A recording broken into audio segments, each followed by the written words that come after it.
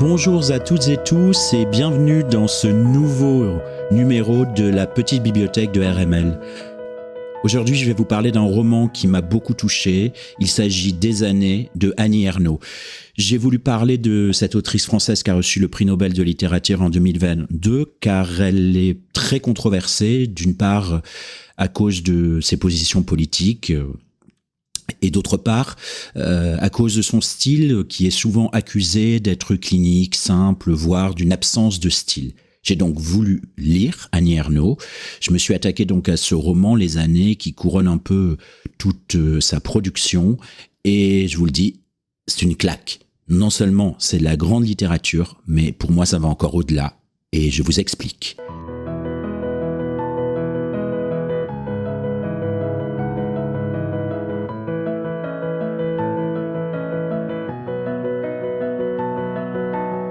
Alors, dans Les années, Annie Ernaux retrace, à travers une série de souvenirs, de photographies et d'événements collectifs, le passage du temps depuis l'après-guerre jusqu'au début du XXIe siècle en France.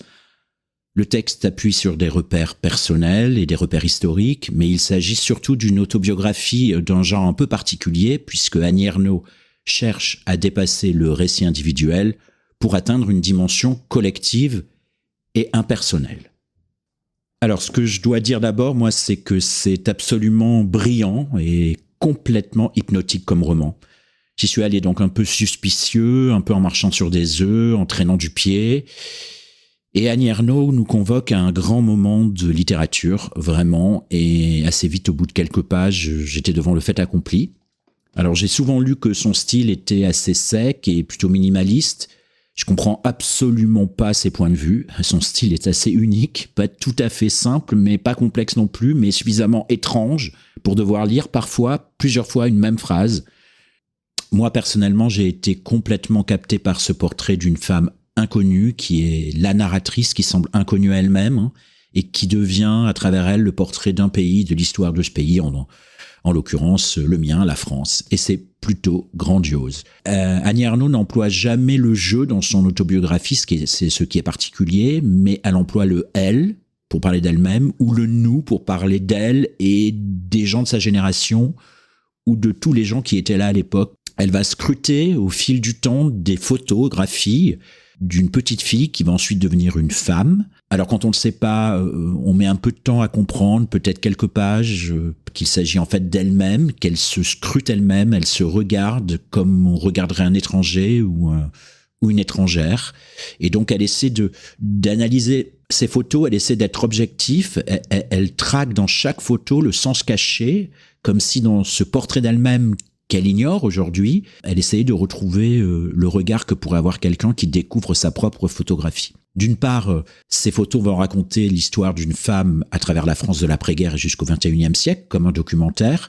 Mais d'autre part, Annie Ernaux se regarde depuis aujourd'hui. Et cette femme, en photographie, lui est complètement étrangère. Et moi, c'est ça que j'ai trouvé vraiment bouleversant. Et peu de gens parlent de ça, en fait. Parce que je trouve que c'est le texte le plus incroyable sur le vieillissement qui m'a été donné de lire. Pour moi, ça raconte combien nous ne pouvons être et exister désespérément que dans le présent. Le reste, la vie, les souvenirs, l'histoire, tout ce qu'on a vécu semble appartenir à un autre ou une autre, ou à tous et toutes, mais sûrement pas à soi. Et c'est la force incroyable de ce roman de raconter que nos vies, les plus simples soient-elles, appartiennent à l'histoire collective et pas vraiment à nous. Nous en sommes dépossédés et nous ne pouvons les regarder que comme des témoignages d'une chose que nous avons été, mais que désespérément nous ne sommes plus. Alors ensuite, j'ai lu beaucoup de choses sur le style soi-disant clinique d'Annie Ernaux. Eh bien, c'est tout sauf simple comme style. C'est même un des styles les plus travaillés que j'ai pu lire. Et pour vous en convaincre, je vais vous partager un petit extrait.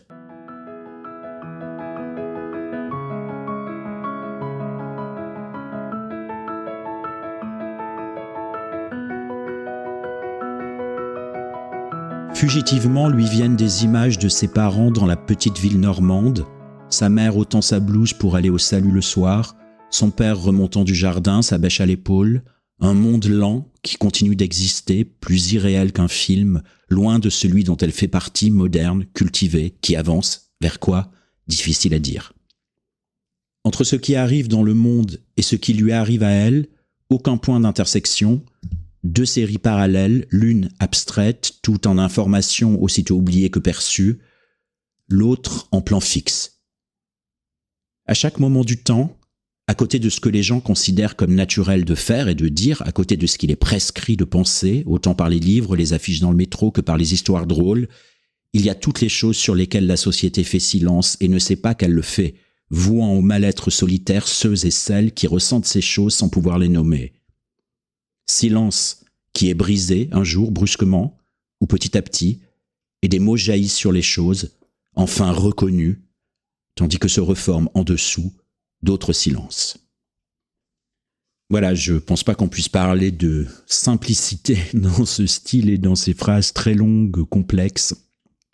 Alors, Les années, c'est un ouvrage majeur d'Annie Ernaux. Il est souvent considéré comme l'aboutissement de son œuvre littéraire, c'est pour ça que j'ai voulu commencer par celui-là. Il a été publié en 2008 et il a marqué la critique par son ambition formelle, sa portée universelle, et il lui a valu, à Annie Ernaux, de nombreux prix littéraires, dont le prix Marguerite Duras, le prix François Mauriac de l'Académie française et le prix de la langue française. Pour clore une polémique que je trouve stérile, les positions politiques de la dame, qu'on les partage ou qu'on ne les partage pas, ne doivent pas occulter cette œuvre monumentale et essentielle, et l'écriture de cette romancière singulière qui, je pense, a bien mérité son prix Nobel de littérature. Voilà, c'est tout pour aujourd'hui. Je vous remercie d'avoir suivi cette chronique. Si elle vous a plu, n'hésitez pas à partager, n'hésitez pas à liker, n'hésitez pas à commenter. Vous savez qu'on en a toujours besoin. Et je vous dis à la prochaine fois pour de nouvelles aventures littéraires. D'ici là, lisez, lisez, lisez et à très vite.